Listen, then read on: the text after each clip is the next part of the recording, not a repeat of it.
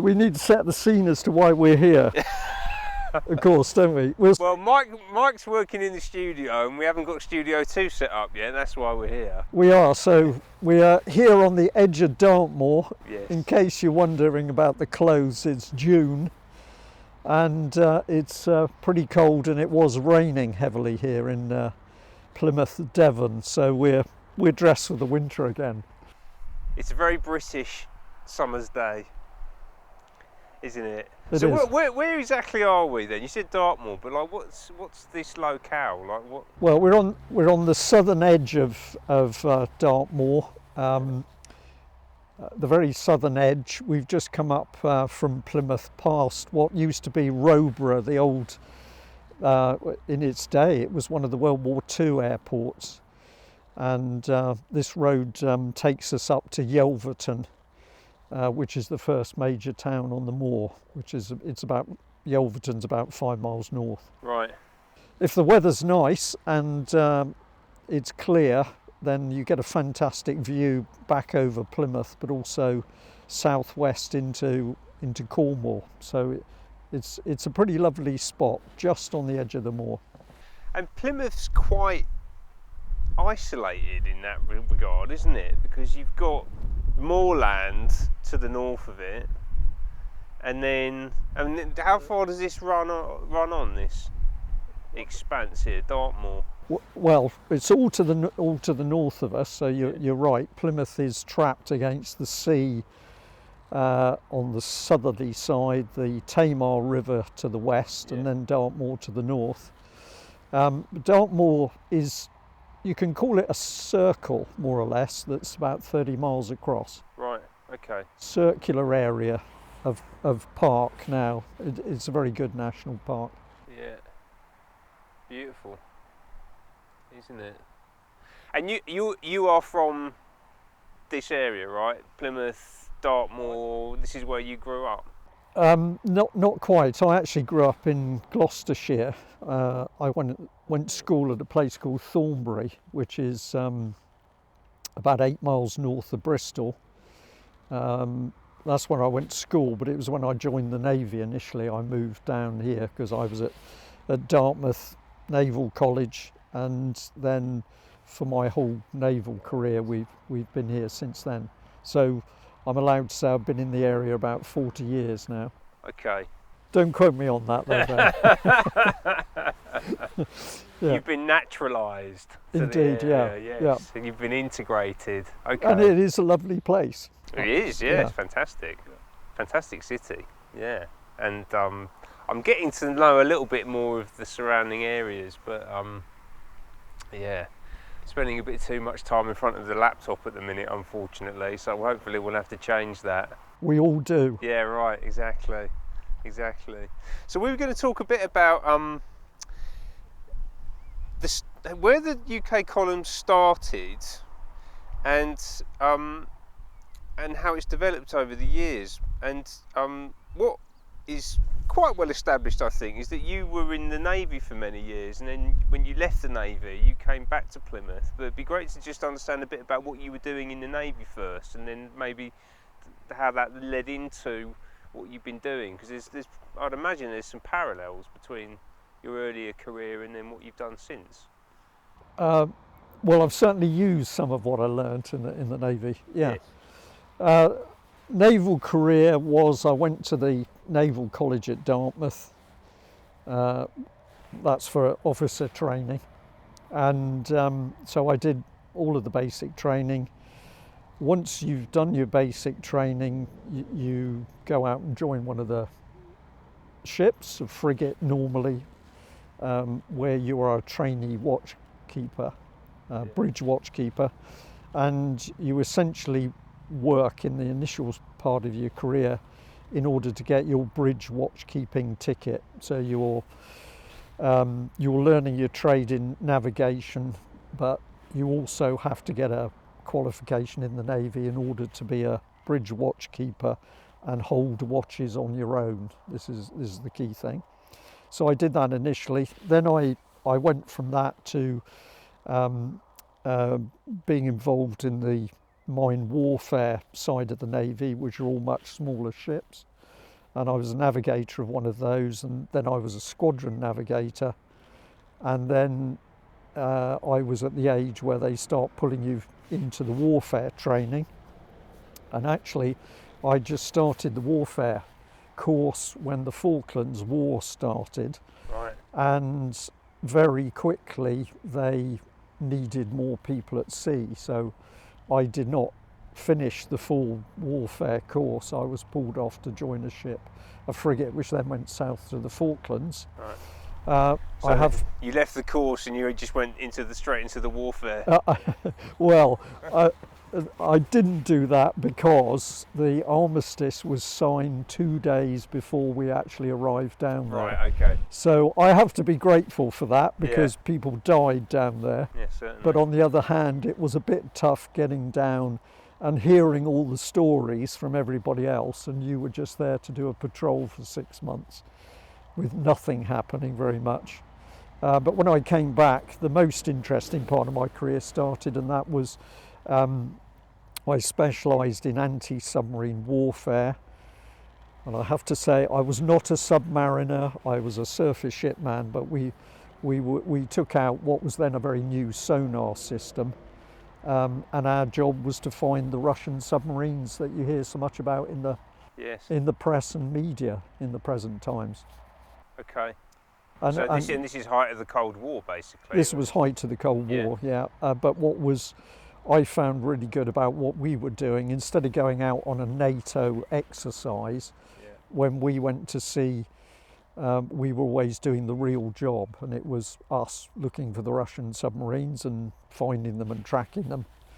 And even if an exercise was going on, you still had the real job to do.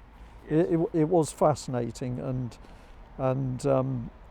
in as much as you say warfare's enjoyable, but it was a enjoyable job at sea. Yes, and very technically sophisticated, right? Because you were dealing with basically the most advanced technologies of the time, I would imagine. Of the time, and this is I'm talking about passive sonar. So this is towing a mile-long listening device behind the ship, and essentially analysing all of the acoustic frequencies in order to detect Russian submarines. Same systems are still used today, but of course the signal processing is so much better. I suspect the phone which is recording us has as much processing power as sort of 3 fridges stood together, which would have been the size of the equipment that did the processing in my day. Without question, yeah, absolutely. Interesting. Yeah, I remember going to visit my dad in his office. He used to work in the pharmaceutical industry back in the mid-80s, and they had these supercomputers in a separate room, with sort of these dials and reel-to-reel things playing around. Yeah. It's a completely different world, And it's now been taken over by one chip. I know, it's incredible, isn't it? And kids are walking around with them in their pocket. It's unbelievable. You used the word right at the start there, which I think's very informative, actually, of what's happened subsequently, and it was the Watchman. You were keeping watch. Yes. And is that something that you were particularly suited to, or does everybody do that when they get in the Navy? Like, how does that? Well, one branch, because you've got different specialist branches, so you could have gone into naval air crew, you could be an engineering officer or a supply officer, logistics officer. If you go through the seaman branch, then you're going to be watch keeping and navigating, and then you go onto the warfare side. Okay. But even so, standing watch at sea is something that is a fascinating job, and the other bit, of course, that goes with it, it's not only to do with the ship and the organisation of the ship, it's to do with what the weather's like. And it's absolutely true that a powerful storm at sea changes your whole perspective of the world, because you realise how insignificant you are. Yes. Yeah. But a lot of happy memories actually out of that. I'm sure. Yeah. And it's a big responsibility as well, right? The idea, because you're keeping watch for the whole ship. Right. For the whole ship. And it is a big responsibility, and it's pretty tragic when people get it wrong, because yes.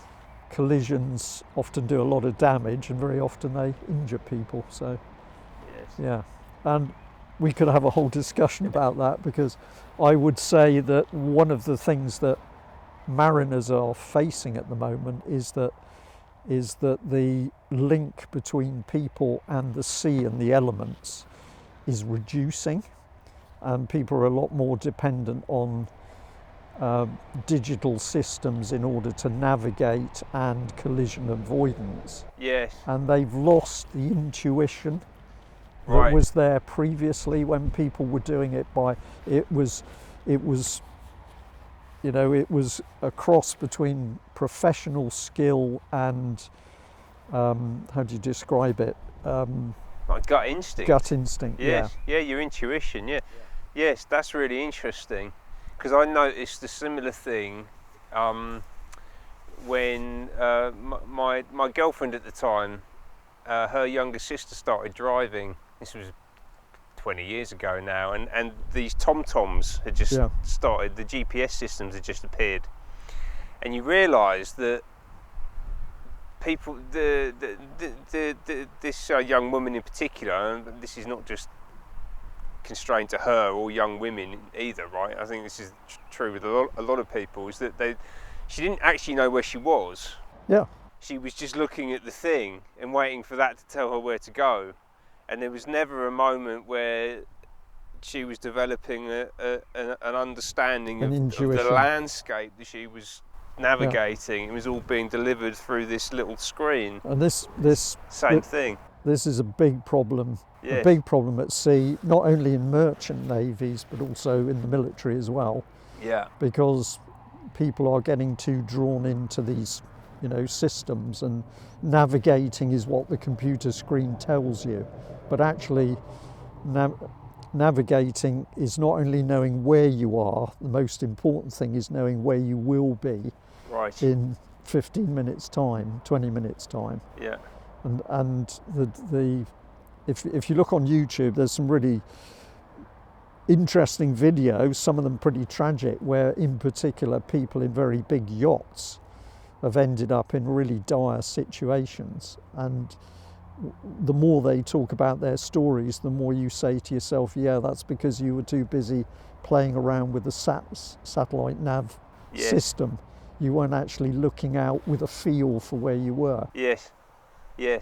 And the technology was governing you. You weren't using the technology as a tool. Correct. To elevate your own skill set, essentially. You see that everywhere. There's another bit that goes with it, and that is that although it's catching up, overwhelmingly, anytime you see information depicting a marine chart, so if it's a digital picture of the English Channel or the North Sea or the Pacific, that digital picture has overwhelmingly been compiled from the original paper charts, which were put together by people using a sextant to locate the geographical position and using some form of sounding line to tell you what the depth of the water is. Yes. And people have a mistaken belief that because they now see a digital picture, this picture is incredibly accurate. Yes. But in fact, a lot of the places in the world, it's still certainly true, we'll say around some areas of New Zealand, the information you see on your 2025 digital screen was actually put together in, the 1820s or the 1830s. Wow. And so it's only as accurate as the work they did then, not what you see on the screen. Wow, that's and there amazing. are warnings about this, but of course nobody pays attention to the warning. No, I'm sure they don't. They just follow the sat-nav. The sat-nav told me, and off they go. Right. Isn't that incredible? Yeah. And you were based out of Plymouth that entire time? Were you at sea quite a bit, or were you? No, I spent some time at Portsmouth. I spent a lot of time up in Rosyth in Scotland. Yeah. Because that's where all the most of the mine warfare ships were based. Well, Portsmouth and Rosyth. And then when I started the towed array work, that's when I came to Plymouth. The what work, sorry? Towed array. That's the towed sonar system. Right. Okay. Bit of jargon for you. Yes. Yeah. Very good. Yeah. Okay. And then that was you until when? You said 21 years, was it? Yeah. So I left in '93. Wow. Okay. It's a real struggle to talk about this, Ben, because you say, where did that time go? Where did the time go from 1993 to 2025? Yeah.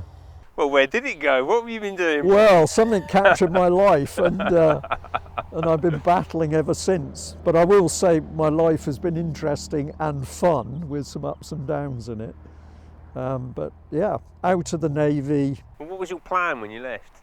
Did you Well, have a plan? Yeah, my plan was to follow one of the reasons that I left, which is that you spend a lot of time away from your family. And I'd got to the point where I thought 21 years was enough. Yeah.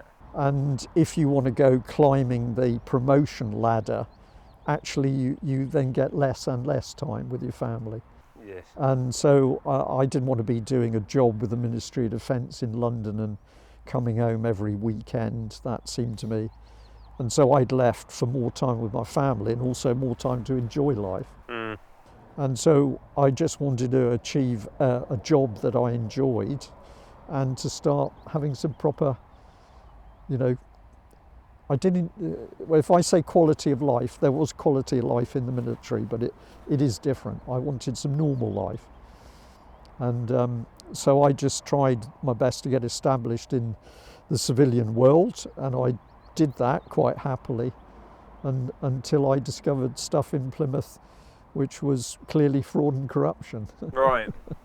And then describe that then. Like, what was it that you were beginning to see? At what point? All of it centred around grant money that Plymouth City Council, and indeed city councils across UK, they were all beginning to feed not only off central government grant money, they were also feeding off European regeneration money.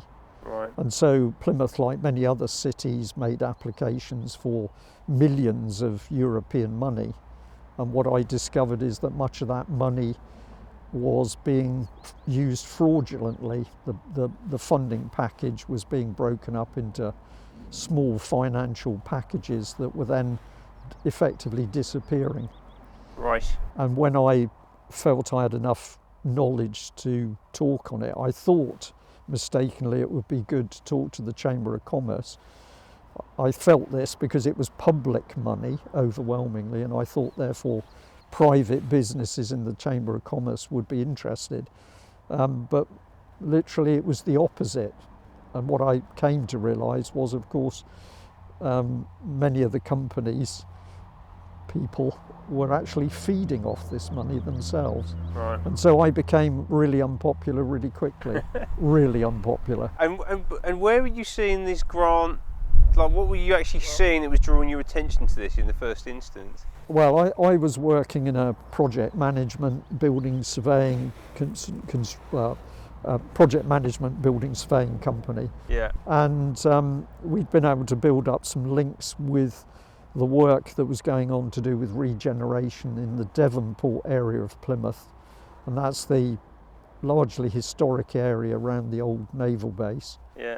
And it also brought me in contact with the community people themselves. And I started to be able to see some of the regeneration plans, and I started to understand how this funding stream worked. But when you started to ask where were the accounts, it all got pretty woolly pretty quickly. Right. And I think the other bit I would add is that there was some major central government changes at the time where they brought in the government offices of the regions. So we had the Government Office of the South West, we had the South West of England Regional Development Agencies. Yeah. And I'll sit here and say, my view, they were corrupt before they started. Right. I mean, it's why they were established, essentially. Well, you could look back and say, instead of regenerating and building things in a positive way, actually they destroyed things. They certainly destroyed a lot of historic infrastructure. And this of course was where you started to see the what was called the regeneration of inner cities that has resulted in our cities all looking the same. They've all got the same pedestrianised centres with block pavia roads and no pavements, the same black bins, the same benches. Yes. Ugly flats. Ugly flats, yeah. Inexplicable designs to buildings. Yeah. Right. And so this is late 90s, getting into the early 2000s? Yes, absolutely, yeah. Yeah, so this is basically Blair 1 Yes. and 2, right? It's those two terms. Yeah, and I have a story, it's a true story about Blair coming to Plymouth. Yeah. And he had a meeting with Plymouth City Council. A local journalist who'd attended the meeting, who I was very friendly with, called me at about 4 o'clock one afternoon to say he'd been in the meeting. And he said, Brian, they were discussing things I found scary. They were using military language about the city in the future having zones and what class of people would be living in which zone. Right. And the waterfront area was all going to go to the better class of people, and yeah, other communities would have much higher density development in other parts of the city. Right. And he actually used the word scary. I found it very scary. And when the then chief executive said to Tony Blair that Plymouth City Council were having some problems in persuading some of the communities to adopt the regeneration strategy, Tony Blair turned to the chief executive and said, you've been given special powers and you should use them. And what he was referring to was the recently enacted Communities Bill. I can't remember the exact name of it. Right. But this is where you saw that this was central government policy through the Blair government being enacted out on the ground by what was then a Labour-controlled council. Fascinating. And creating and embedding a class structure into Absolutely. the city, Yeah. right? Coming from a Labour Prime Minister. I mean, obviously now in hindsight, people would look at Blair and say this man was not really working for the working classes or, you know, by any stretch of the imagination. But to hear it that explicitly, even today, is quite amazing. Well, and the other bit that I particularly saw, because I was interested in helping this Devonport community, this, in its heyday, it was such a special area because every trade and skill base associated with the dockyard was Right. there. So you had shipwrights, you had metallurgists, you had laggers, you had any job in this huge dockyard complex. The people lived locally, and that skill base had been in the families for generations. Right. Because Because this was the central. This is the centre of shipbuilding for the British Navy. Yes. Yes. In its day, yeah. Right. And so I've been exploring this a little bit recently, and for me, this is almost like the Silicon Valley of its era, right? This is true. Because this is Yeah. the ships were the most advanced technology that we had in our civilization, and Britain was the dominant global empire of the time with the most advanced technology. So it's reasonable to say that this was the most technologically sophisticated place on Earth for probably a couple of centuries. It's Right. not far off that. Yeah. Due to all of the industry and the skill base around. We're talking late 1700s into the. Well, in fact, it went from the 1700s and the square-rigged warships Yes. right the way through to probably the late 50s. Late 50s is when decline started. Right. But all through that time, yeah, Plymouth was a very special place. And you say decline, deliberate decline, managed decline? Initially, I would say an inevitable decline, because of course, by the time the Second World War was happening or had just finished, we ended up with a vast navy, far too many naval vessels that we could use and support and fund in the future. So at the end of the Second World War, I mean, it's a story my father tells me, because he was involved in the dockyard in his life, was that basically at one point at the end of the war, there were so many ships in the harbour at Plymouth, you could almost walk from one side to the other on ships. And of course they had to go, so immediately after the war, the Navy was cut, and a lot of ships and men went, and then infrastructure went, and then increasingly these defence reviews came up where they said there's not enough money for us to have military forces of this size, so everything was cut, the Air Force, the Army and the Navy. And by the time you got into the 70s, which is when I joined, 72, people were already getting very worried about ongoing cuts. I'll stick with the Navy because I know the Navy, cuts in the Navy, that people said we can't sort of guarantee a defence if these cuts continue. But of course they did continue. I think there was a reason for that. Right. And now we're in a situation where we've got more admirals than ships, very famously. Yes, I know, yes. Which is ludicrous. It's incredible, isn't it? Yeah. Right. And this is all of these things are interlinked with each other ultimately, I think it's fair to say.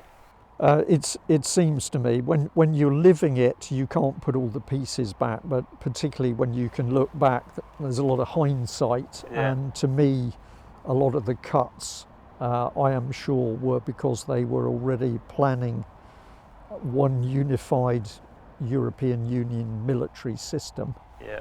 And therefore they wanted parity between the respective military forces. Right. Because actually, this parallels perfectly with European economic integration in the common market, and then political integration through the 80s and the 90s, and then through to, well, when we spoilt everything by deciding to leave, but the actual bloc itself is constantly pushing towards greater integration. Yeah, and military, UK columns always called it military unification, so... Yes. But don't forget, it's Brexit without the exit. There was never any Brexit. Yeah. No, that's fair to say, and they're trying to drag us straight back in again now. Anyway, we're getting slightly ahead of ourselves. So we're in the early 2000s, and cities around the UK are being regenerated, destroyed, and I was in Nottingham at the time, and I remember the old lace market buildings getting pulled down and these new things going up, and everything's a shopping centre now, and and actually the damage that was done you can still see when you walk around the centre of our cities, what was done by those regeneration programmes. So you decided to start reporting on this in some fashion. Like, was it always your idea or your ambition to have a newspaper? No, absolutely not. It was. I have to use the we word straight away, because there was a little group of us who had been active in getting involved with the Devonport community. So there was myself, there was another retired Navy guy, a bit younger than me. There was a wonderful guy who ran a little printing shop, and there were some of the community people. And the more we discovered the corruption, the more we felt we should do something about it. And I can't remember whether there was somebody else. There was definitely three of us in a car. We had a car journey, and we were talking about this. And I think it was the man from the print shop who said, I think we should produce a little leaflet and push it out there and see what happens. Yeah. And he actually then, of his own accord, drafted one, and we looked at it and thought it was so excellent. We said, yeah, let's do it. And that was the first of 500 copies went out of what we called then the Devonport column. Okay. And we just, it was a bit private eye-ish because we tried to keep it humorous, but we were talking about stuff going on, fraud and corruption and dodgy deals.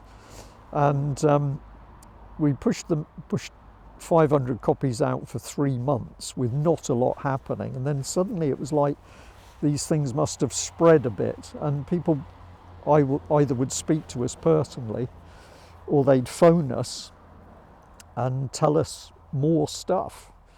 And so we took the bold step of going from an A4 sheet to an A3 sheet. Okay. So we got 4 pages of fine information, and we as seriously as we could, because factually we had to be accurate because we were stepping on some big toes, we started to report what was happening.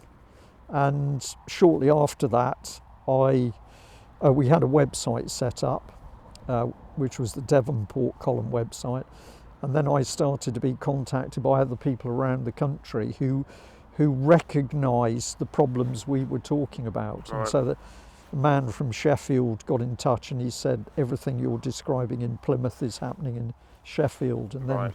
somebody in Liverpool, somebody in Glasgow, Newcastle, London. And then we realised that what we were seeing wasn't just a Plymouth problem, it was bigger. Right. So that's essentially how we got started. And were you selling these leaflets, or no, we were handing them out, but saying if you want to give us a donation, that would be nice. Yeah. And I watch the Light newspaper with interest now because I'm really pleased it's there. It's lovely to see all the good work they're doing. But back in our day, that's what the UK column was doing. So the leaflet eventually got into a proper size newspaper. Yeah. And we decided to call it UK column to give it some wider, how do you describe it? Scope. Scope, yeah. Yeah. So, but how many of the Devonport ones did you do, and then how long did that process take of the dots being connected between the different cities? Was that a couple of years or something? I reckon 9 months. Oh wow, okay. Yeah, short time. This is something that really surprised me when suddenly people are contacting me, and you then learnt that somebody in Plymouth had sent their little Devonport column to a brother or a sister in South Wales. And so it was very interesting. It seemed to spread pretty quickly. Right. And then you became the UK column. So it was a Devonport column, national interest, yeah. And then you become the UK column around the same time that the website goes live. Is it that kind of? And the other thing was that we had some very generous people who, one man, a great guy, did a lot of work for us. Unfortunately, he's no longer with us. He died, which was very sad. But he paid for us to have a little office, tiny office. Yeah. And we were given chairs and tables and computers and things. And so we set ourselves up there. And then eventually, it was a little group of retired people, retired professional people. So, they were comfortably off. And several of them made some quite generous donations, a few £1,000s. And this helped us get to the point where we thought we'd try and print a newspaper properly. Right. And then once we did that on a donation basis, we were able to fund it for several years. Okay. So that's how the UK column started. And the newspaper had got going, and that's when Mike came and joined the team, and that was a major boost because Mike was very clever at lots of things. Indeed, he is. And so the UK column expanded, and in the time we published it, we we didn't quite make 1 million copies, but we were up at about 940,000. Per Well, total total right, print okay, run, yeah. So that's a lot you of know, print. we did try and do one a month, and Yeah. sometimes we couldn't, and it was a bit intermittent. Yeah. But I can't even remember how many years that. So that was probably over about 5 years. That number of copies. Okay. So you're doing 40,000 copies per edition then? Yeah. Right. Okay. Yeah, So this is. about that. I mean, that's probably about the same as the Guardian's doing today. To be honest with you, Yeah. you know, they don't Yeah, ship but that many you know, copies. monthly, not daily, Yeah, of sure. course. Yeah. Sure. Yeah. But it was pretty incredible. It seemed we touched a note, Yeah. and people got in touch with us, and then of course stories came in and information, and the thing began to grow. And how did the editorial process expand during that time? Was it quite organic? Because you start off with a very specific slice of corruption that you're seeing around these regeneration programs, but then when you start to pull on the thread of these things, then you know it all just expands out. Was it just were you just following where the story took following you? our noses, and of course the other thing is all of us were researching to try and understand what we could see happening. Yeah. And then I'd say it's true that when Mike came on board, Mike had got a lot of interest, which he still has, in the geopolitical stuff, and so that was a natural expansion. Yeah. And we did a lot of work with people who were particularly concerned about what they saw as a major attack on the Constitution. And we helped set up a group called the British Constitution Group, Right. which did a lot of public talks about the Constitution and our law, our system of law and common law. And then each time you did one of those events or we gave public talks, people just pumped us full of information about another subject. Right. So it was an organic sort of growth, yeah. Yeah. And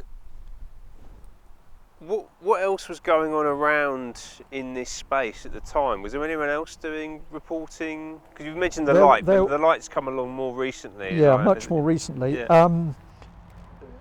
To give them credit, and we should give them credit, as we began to research, of course, what we came across is quite a lot of older or quite elderly people who'd actually been producing pamphlets and writing and even giving talks warning about what was starting to happen in the country. Yeah.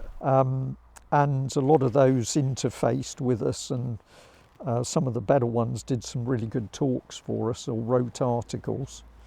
Then the sort of social scene sort of started very slowly with one or two individuals who got a name for themselves. There was a very interesting young guy called John Harris who suddenly called me one day. He wouldn't mind me saying this, so no disrespect, but you know, he was quite happy that he'd been he wasn't happy because he'd changed, but he'd be happy if I said, well, of course he was a football hooligan in his early days. Right. But he then got interested in what the police were up to, and that had led him to look at the law. And he'd started to research how the law in this country worked, and in particular, definitions of the law. So here was this ex-football hooligan who started to know incredible things because he'd taken the trouble to study Black's Law Dictionary, which is a big fat book. Yes. And lawfare. And what words meant. Exactly. And the fact that when people are in court, they think they understand words that are being used around them, but Black's Law Dictionary proved that there was a completely different meaning to the word. Yeah. So people like him came along, and the other thing that came along were people who were distressed because they'd been bullied by the system. They might have lost their house due to a regeneration program, or they'd been harassed by the police, or they'd challenged their local council, and then there'd been a backlash. So a lot of people who were hurting came to us with their stories, and they were invariably campaigners in their own right. Right. So yeah, so it has been a pretty interesting 30 years, really. I'm sure. You've seen it all, I'd imagine, in that time. Can't say all, but quite a lot. I think there's some more we've got to see, which we haven't seen yet. Yeah, that's certainly true. So one of the things the column is very well known for, and you personally are very well known for, is the focus on issues of child abuse and abuse by the state and rich individuals and all the different permutations that takes. When did that appear on your radar? In the mix, very early. Right. Certainly in the first couple of years that when we'd got a presence putting out this little leaflet, I got a call one morning from a family in Cornwall, and their story was that social services were taking their daughter's baby, and they were all incredibly distressed. Yeah. This was completely new territory to me, but we got involved. Actually, David Noakes was working with us then at that stage, and he did a lot of work around this particular case, including going into court with the mum. And what we learned was that a baby was being taken away from the mother, rather than that mother getting a little bit of help in order to get over a difficult period. And it was just alien to us. And then it got a little bit dark really quickly when one day the grandfather, and he was very distressed, and he said the social workers were at the house, and one of them said to me, as if it was a casual comment, well, you know, if we get the baby, I get a new kitchen. Wow. And he said, so... He said that to the grandfather? Yeah, and he said, the thing is, was the lady having some sort of black humour joke? If it was a joke, it was bad enough, but actually he believed that she was being serious, that she was going to get some sort of bonus if they could get the baby. And they did take the baby. And then we reported on that case, and then of course a few more cases came out of the woodwork. But the key one was a lady in South Wales who told me that her young daughter, 10 or 11, can't remember quite how, was taken at gunpoint by Neath Port Talbot Social Services and the American police in Florida. That's what she told me on the phone, and she probably spoke to me on the phone for an hour and a half. It was such a bizarre story. And I said, well, what's the evidence? And she said, I'll bring you the evidence. And she came to see me with a big suitcase full of court documents, and I spent several days working through those documents with her. And at the end of the time, I was convinced that the story she gave was correct. And the story was her daughter had become ill. There was no diagnosis. The GP hadn't got one. The hospital hadn't got one. Alder Hey Hospital hadn't got it. She went to a number of hospitals. And then eventually the girl's so ill she can't go to school. And as the mother fights to try and find out what's the matter with her daughter, and she's got the daughter at home because the girl was too ill to be at school, she was accused by social services of having Munchausen by proxy and making the whole thing up. And eventually she got the opportunity to, fascinating little bee, if people are wondering why I'm twitching, this little bee's come to see us. It likes your jacket. Yes, probably what it is actually, yeah. Trying to work it out. I'll take it off actually. I think summer's arrived, it's warmed up a lot. Something's breaking through, yeah. Sorry, so she was accused of Munchausen by proxy. Her daughter was seriously ill and in a lot of pain. And eventually the mother discovered there was a specialist hospital for children with gut problems in Florida. She flew the daughter over there. The grandfather went with them. They were fully entitled to do this because at that stage there was no restriction or court orders from the social services. The little girl was in hospital, I think, for 3 days, and at the end of that time they diagnosed that she had Zollinger disease, which is multiple ulceration of the gut. It's intensely painful, but it relatively easily treatable.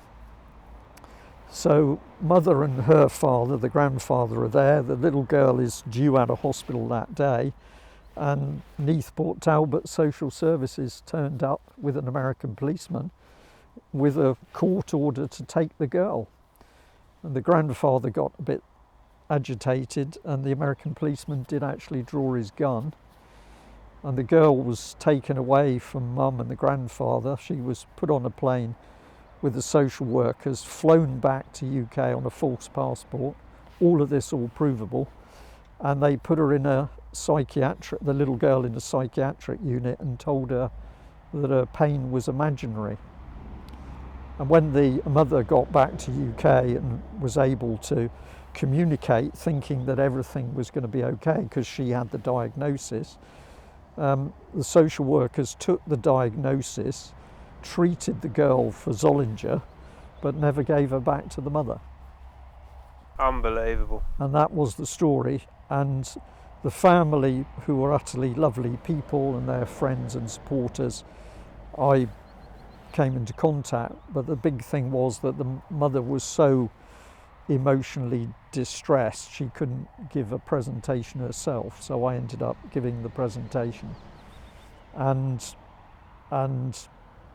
the next stepping stone was, I can't remember when, but probably 18 months after that, somewhere around there, I was invited by a gentleman called Ian Crane to give a talk at his Alternative View. I think it was AV2 in Bristol, and I gave an hour's talk on what was called child stealing by the state, what I called child stealing by the state. Yeah. It was live streamed, and when I walked out of the room into the foyer of the hotel, my phone rang, and that was the first call of another parent saying, I've just watched your interview and can I talk to you, because they took my child. And that was 2006, and it's never stopped since then. Wow. And yeah, so as a military man, this was new territory, but I was very quickly struck by the sheer maliciousness and brutality of the system. Well, that's what I think people will. I'm just going to take my jacket off, if I may. The audience will. Don't get too excited. It's only the jacket. Yeah. Start swinging it around his head in a minute. A lot of people will hear what you've just described and not be able to understand it, because it sounds insane. You've got a system that is completely out of control.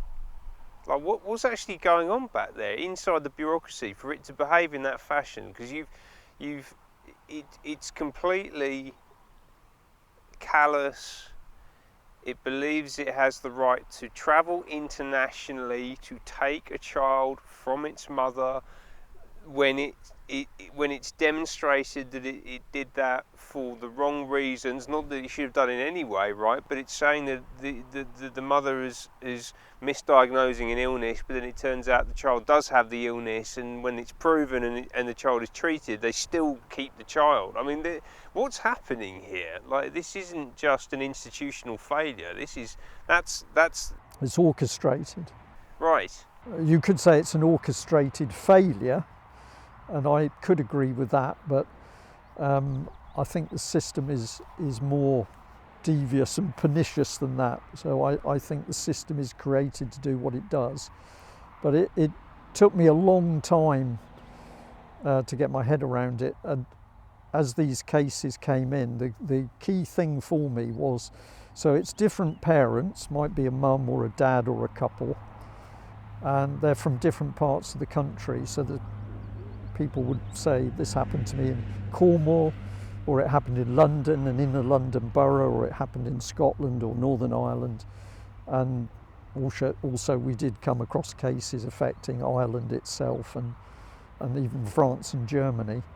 And when parents talked about what had happened, inevitably it was like they described a template. This happened, that happened, they said this, they did that. Right. And the end result was this. A key bit being that the moment it got near the family courts, this is a closed court, there's no jury, there's no press, there still isn't any proper press. And those courts seem to make unbelievably cruel judgments, which very often meant the children were taken away from the parents. My conclusion in 2025, after seeing a lot of these cases and in a number of them working alongside the parents in order to learn, my conclusion is that we have a system, the child protection system, which is being used and abused in order to steal children who have a financial value. That's so to take the children with the added bonus around a child is a big package of money circulating, and the other one is to break down stable family relationships. It's actually to destroy the family. Right. And I'll add, and I think it's important to add, that some people would say, well, you know, my daughter works in social services and she's a nice person and she wouldn't do this. And I would say I totally accept that. But we have a system where there are a lot of good people working in that system, but inside the system is another system operating, Yeah. and that is malicious. And one of the things that happens from time to time, which is very important, is you get whistleblowers from inside social services blowing the whistle on exactly the abuses that I'm talking about and trying to report these days. Yes.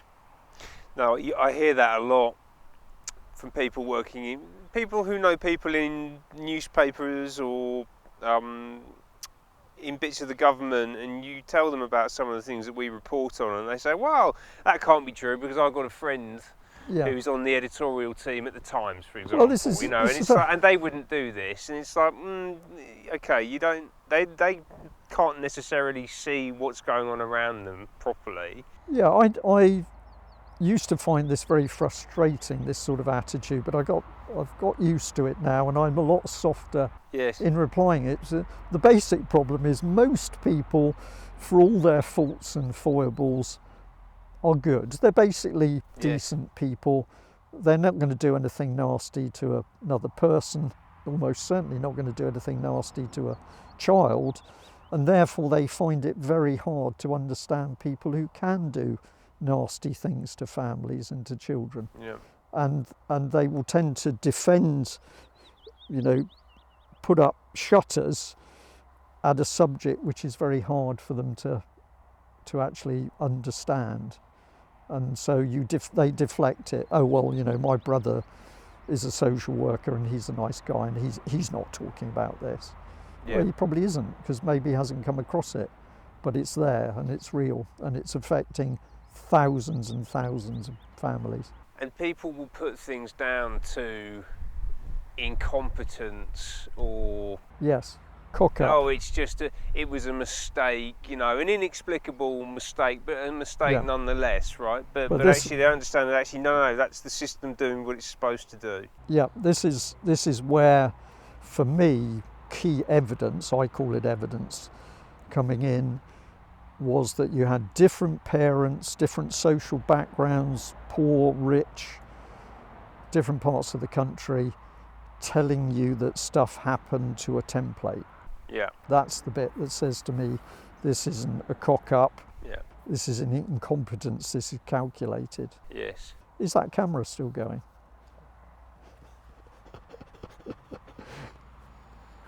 Indeed it is. Well, that's really good. Yeah, and the sun's out. I know.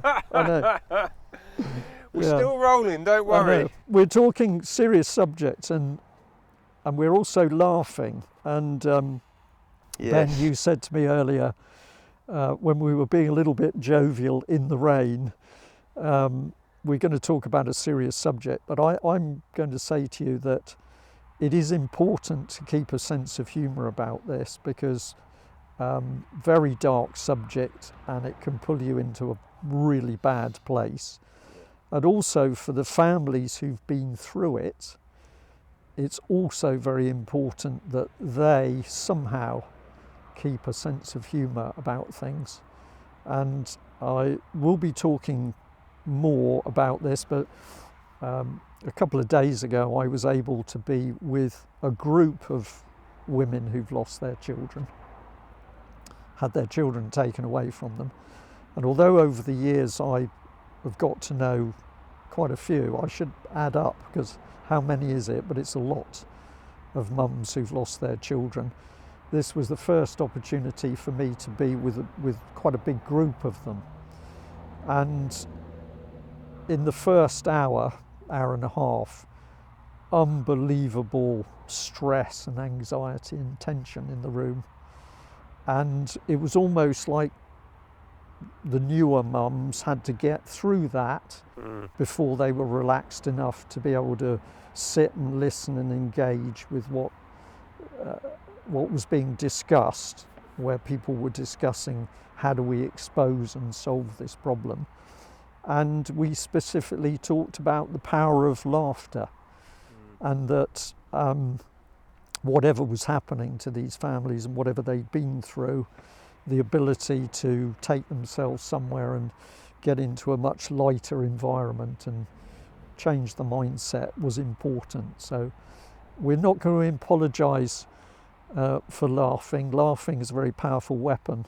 And the other thing which the irony here has made some of the mums laugh is I did give a little talk to them, and I said, if you really want to get back at the people who are doing these horrible things, you should be upbeat and smiling, because the happier you are, the more they hate it. They want you in the gutter, and if you show that you're fighting and you're not in the gutter, they get very disturbed. They don't know how to deal with it. They don't know how to deal with it. Yeah. And this brought a smile to the faces of several of the mums who were present in that room, so that was very good. No, I completely agree with that. So this is so 2006 then, you said the first instance of this came across your desk, and it's been just an ongoing process since then, so it's nearly 20 years. Yeah, because every time you report, more people come forward. Yes. But the thing which makes it challenging is that you are, I've never been a normal reporter, but I can imagine you're a reporter for a local paper and you want to get whatever the story is, you go and see the people and you discuss it and you get the evidence and then you print your story. But when you engage with people who've had their children stolen, these are people who are often struggling to keep themselves together because the experience has been so shattering, and therefore to engage with them and get them to trust you, to be able to sit down and let them tell their own story in their own time frame, this requires a lot of time. And so to even get the information to report on it requires you to give a lot of time with people who've been traumatised. And so it's a much longer, slower process. And so whilst you would think you just sort of get out there and go and speak to thousands of them, it's not that easy, because every person you speak to, they've got to trust you before they'll talk to you. And that trust only comes from building up a rapport and a relationship. Yeah. However, I will say that what seems to have happened this year is that the numbers of mums and dads is increasingly. Now, whether this is the success of things circulating on the internet, I don't know, but I think that's part of it. But I have been contacted by a lot of mothers over the last 6 months, and interestingly, the first thing they've seen of me is on TikTok. Right. And I say, I don't post to TikTok, but apparently another mum has watched the UK column reports and interviews and started to cut them up and put them out as TikTok clips. Yeah. And then other mothers have picked up on this.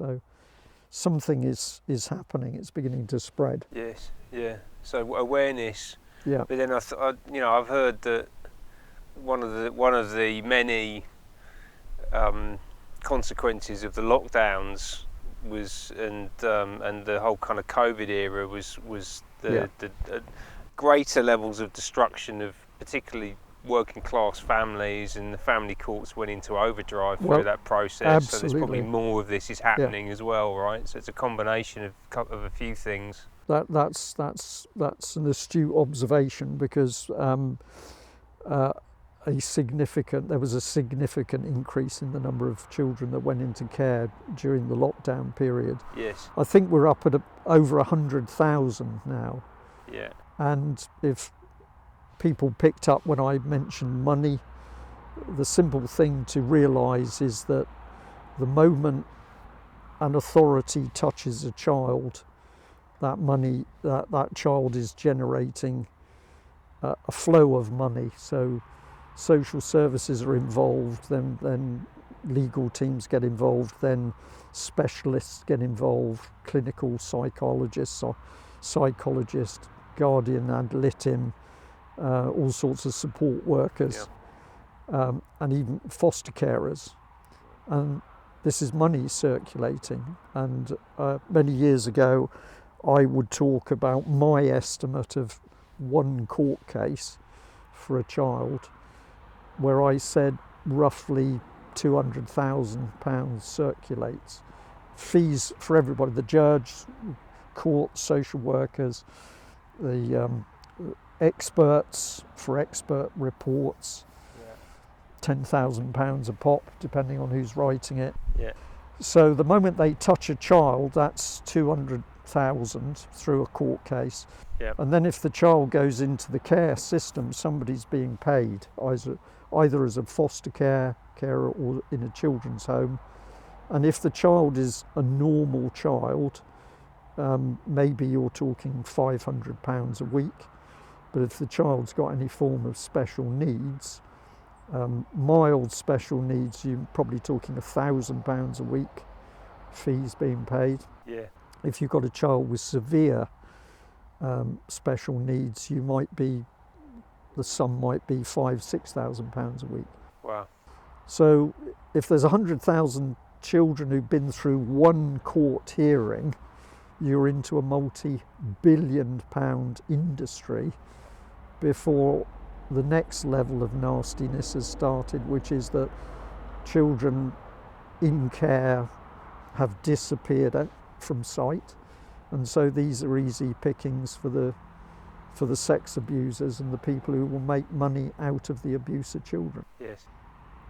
It's unbelievable. That is how the system is working.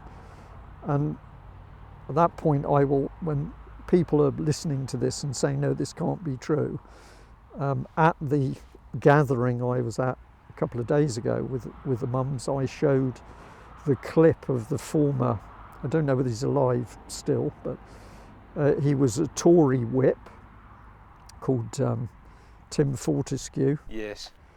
And he is on YouTube speaking to BBC camera, and in it he says the MPs would come to us with problems.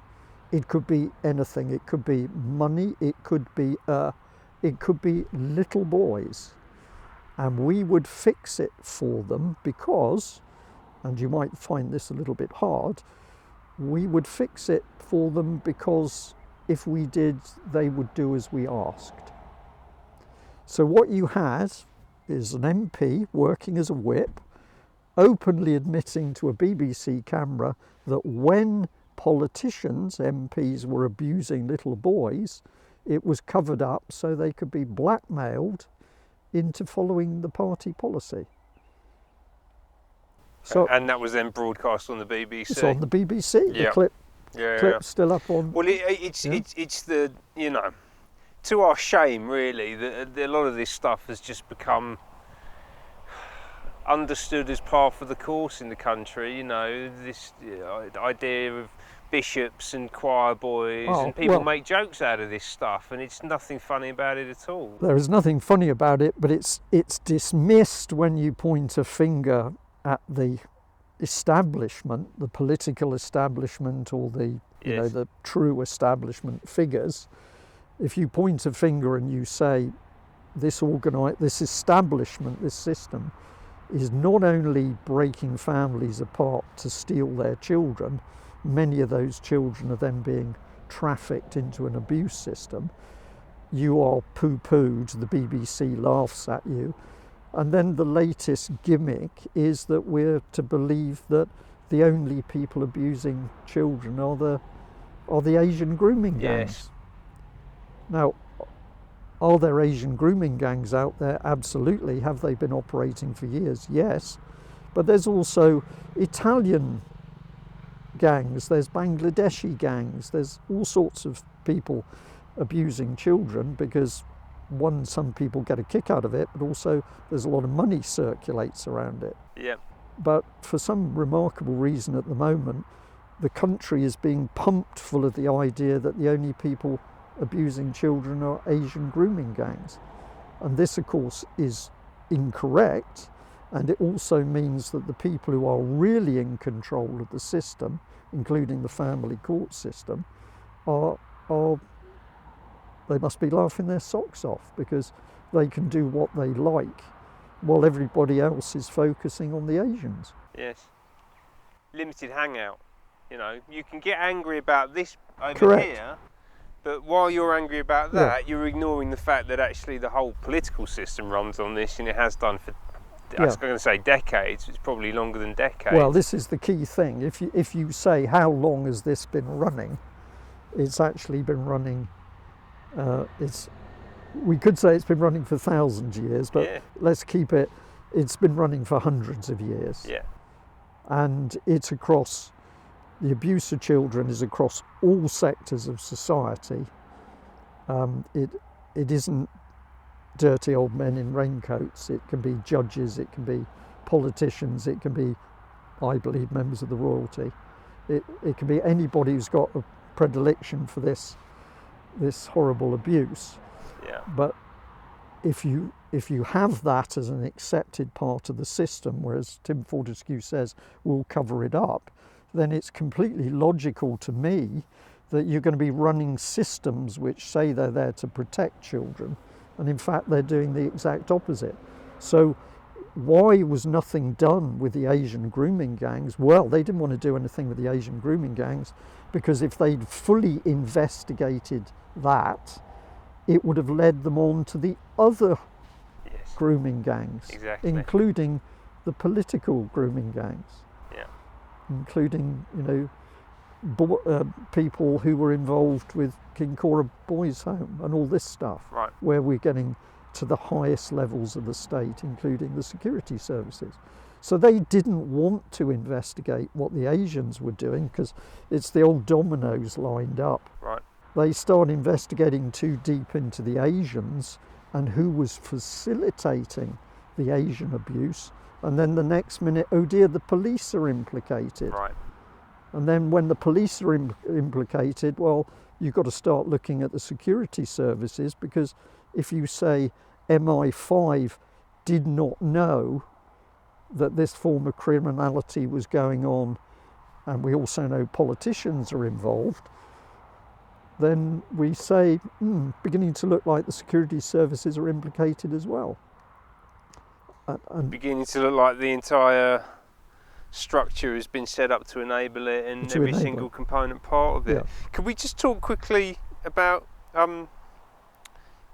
common purpose? Because you started off seeing corruption around the way money was flowing in from the EU and into construction projects and the council and local businesses in Plymouth, and then this child abuse issue came up very early on in the process of you beginning to report on that. But these they're not distinct things, they are intrinsically linked to each other, right? It's basically one seam of corruption, you're just seeing it from different angles. Well, that's exactly how I did see it, because I couldn't put these things together initially. Right.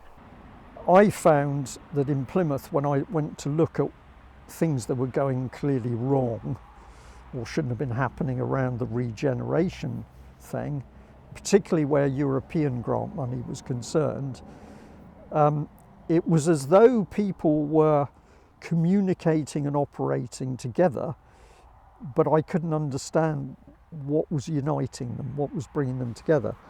And it was only one day when I'd been talking to a group of local people in Devonport about this, what I was seeing, and I said, there's something which is, it's like a gel that holds it all together. And this man said to me very quietly, well, I think it's common purpose. And I said, what's that? And he said, well, it's a really weird charity. And I eventually persuaded him to meet me. Was it later that evening or the next day? I think it was the next day. And I said, tell me about this thing. What is it? And he said, well, it's really weird. It's this organisation, and they say they're training future leaders, and they're all over the city, but you never actually know who they are. And I say, well, what do they do? And he said, well, they're training future leaders, but they run courses for people, but you also find they're working as a little club to get their agenda moving. And it was a really weird story. Well, when I pushed him at one point and said, will you tell me more? He said, I'd rather not. And I came to the conclusion that he was scared. And I went home and I went online, and very quickly you can find a common purpose website, and I'll say it looked completely different from the one now. It was very dark, a very dark website. And it was talking about training these future leaders. And I still really couldn't work out what it was doing, but it was all about future society, and the world was going to be better. We were training all these leaders to work together. And then the next... Breaking down silos, and were they using that kind of language there? Well, I came across that later when I started to look at Julia Middleton, who was the then chief executive, and she wrote a book called Beyond Authority, in which not only did she talk about breaking down silos, she also described how common purpose would work. It would build networks, and it would steamroller over people who challenged it. It was brutal language, and I was fascinated by it. But then a certain gentleman sent me a very interesting envelope one day, and it was lists of common purpose graduates. And subsequently it emerged that common purpose trained people, and they could then go onto a common purpose database, so that they could, if you trained in Plymouth and you were doing whatever you were doing in Liverpool, you could have a look on their database and see who the common purpose graduates were in Liverpool. It's like a quasi secret society. Yeah. And eventually one of the very kind common purpose graduates, who was not convinced by what they were doing, shared the database. And then it was just phenomenal, because I discovered that lots of people who'd worked around me in Plymouth were involved with common purpose, but had never mentioned it, never declared it. And then you could see how, as an organisation, it was manipulating people across society, getting them to believe that by becoming a common purpose leader, you were going to be some special person who was going to change the world. And eventually, when I started to do a lot of freedom of information requests, I was able to show documents where police chiefs themselves, who'd been recruited by common purpose, were then holding internal meetings in police time where they were recruiting other people to be involved in common purpose work. and where, to my analysis, much of that work was in breach of all forms of separation of powers and this sort of thing. And that's the key for me. It's the separation of powers bit for me. We can put up a link to this, but I'll mention it to camera because we have a very old website which is called cpexposed.com, cpexposed.com. And if you go on that website, it's very old, it's a little bit, rustic, but essentially it is full of documents, real documents, genuine documents about common purpose.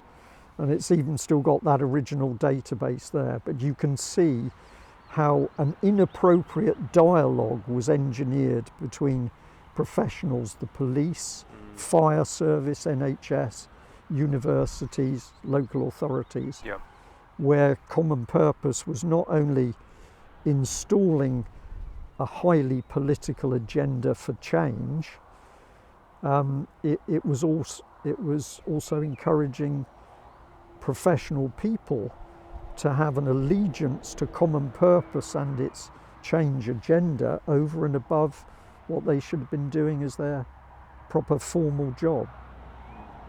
Very pernicious, nasty organisation. And UK column research over the years has revealed that where we've seen issues around care homes, children being taken, that they're very often in the immediate vicinity, people who've come out of these programs. I'm going to have to say there, because I've got to be honest about this, I couldn't say it as tightly as that. Yeah. I think what I would say is that where we could see breakdown as a result of manipulation by common purpose, you were very often looking at the same authorities, right, where a lot of dirty stuff was going on. And to me this makes sense, because if you've got a professional working inside a local council and they believe doing a professional job is the right thing and telling the truth and having a morality about their professional work, if you start to interfere with that and break down that professional moral basis, all sorts of stuff is going to start happening. Anywhere from bullying to theft, to ultimately interfering with children, if that's your thing. But what I would not say is that because somebody has been involved with common purpose or trained with them, that automatically means that they've done something nasty with children, because that's not true in my book. So here we are in 2025, sat on the edge of Dartmoor. It's very cloudy, but the sun is... There's sun coming from somewhere, I can't quite work out where from. And I will say that for me, people have really got to wake up. Never mind what's happening in the UK, what's happening out in the Middle East, or what they think is happening, in UK. If you really want to know what the danger is that the state is attacking every single family. If it isn't the fact people have lost jobs and they're poor, it's attacking the identity of men and women, so they didn't even know if they're a man or a woman anymore. And we've got a state that, if it can, will steal your children. And if you think that because you're a professional, you're academic or you're intellectual, you're safe, you're absolutely not, because they've demonstrated they will go for any child that they take a particular fancy to. So in my book, a key part of the work I do with UK column is to expose and ultimately to stop state stealing of children. And I'm going to say to you, Ben, I'm not going to stop doing this, because the more I'm in contact with these families, the more I know that you can't just walk away from them. Lots done, lots to do. Indeed. Yeah, very good. Well, thank you for the conversation, Brian. I really appreciate it. Well, I'm going to thank you, Ben, actually, because it's quite therapeutic for me to do this, because although people have done interviews with me on certain subjects, you've taken me through, it's a bit of this is your life, isn't it? You've taken me through a big chunk of my life. And yes, and I like where we began, which is that you were a watchman, and I think that's what you're still doing today. I think that's the job that you're playing. This has been suggested to me before, Ben, so maybe there's some truth in that. Yeah, maybe. Very good. Thank you very much. Thank you. Cheers, Brian. All right.